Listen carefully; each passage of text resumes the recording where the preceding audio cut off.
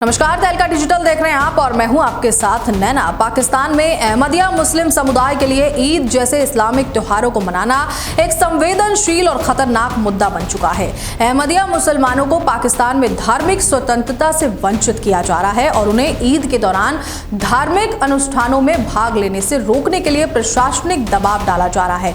पाकिस्तान के विभिन्न प्रांतों में जैसे पंजाब और सिंध प्रशासन ने अहमदिया समुदाय के सदस्यों से हल्फनामे पर हस्ताक्षर करवाए हैं, जिसमें उन्हें ईद उल अजहा के धार्मिक अनुष्ठानों में भाग लेने से मना किया गया है। उल्लंघन करने पर 5 लाख पाकिस्तानी रुपए का जुर्माना लगाने की चेतावनी दी गई है। पाकिस्तान के विभिन्न शहरों में अहमदिया मस्जिदों को सील किया गया है और समुदाय के सदस्यों को नमाज अदा करने, कुरान पढ़ने और इस्लामिक त्योहार मनाने से रोका जा रहा है। तो चलिए जानते हैं कि आखिर ऐसा क्यों है और कौन है अहमदिया मुस्लिम। अहमदिया मुस्लिम समुदाय की स्थापना 19वीं सदी में मिर्जा गुलाम अहमद ने की थी, जो खुद को मसीहा माउद अंतिम मसीहा मानते थे। वो इस्लाम के पैगंबर मोहम्मद के बाद भी एक धार्मिक सुधारक के रूप में आए थे। हालांकि अहमदिया मुसलमानों का विश्वास इस्लाम के मूल सिद्धांतों से मेल खाता है, लेकिन उनके पैगंबर के बाद के दावे के कारण पाकिस्तान में उन्हें गैर मुस्लिम माना गया है।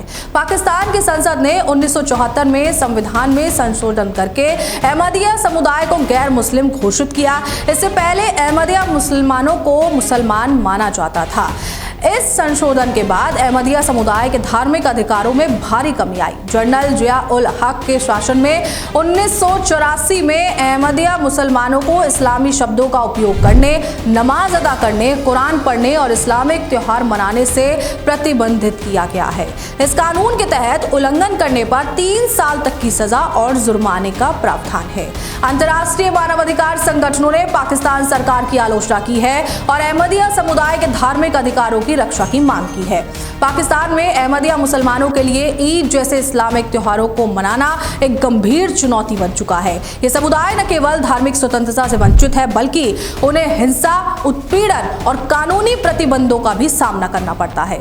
2025 में अहमदिया समुदाय के खिलाफ हिंसा और उत्पीड़न की घटनाएं बढ़ी हैं। 18 अप्रैल को कराची में एक अहमदिया मुस्लिम को भीड़ ने पीट कर मार डाला, जबकि 24 अप्रैल को कसूर जिले में एक अन्य अहमदिया मुस्लिम को गोली मारकर उसकी हत्या कर दी गई। इसके अलावा अहमदिया मस्जिदों पर हमले, इबादत स्थलों का विध्वंस और समुदाय के सदस्यों की गिरफ्तारियां भी बढ़ी हैं। अहमदिया समुदाय के इबादत स्थलों पर हमले और उत्पीड़न की घटनाओं के बावजूद पुलिस और प्रशासन की ओर से प्रभावी कार्रवाई नहीं की गई। अक्सर पुलिस अधिकारियों की मौजूदगी में ही हिंसक घटनाएं होती हैं, जिससे यह प्रतीत होता है कि प्रशासन इन घटनाओं में संलिप्त है या फिर उन्हें बढ़ावा देने का काम कर रहा है। अहमदिया समुदाय पाकिस्तानी सरकार से अपने धार्मिक अनुष्ठानों को स्वतंत्र रूप से करने की अनुमति की मांग करता है।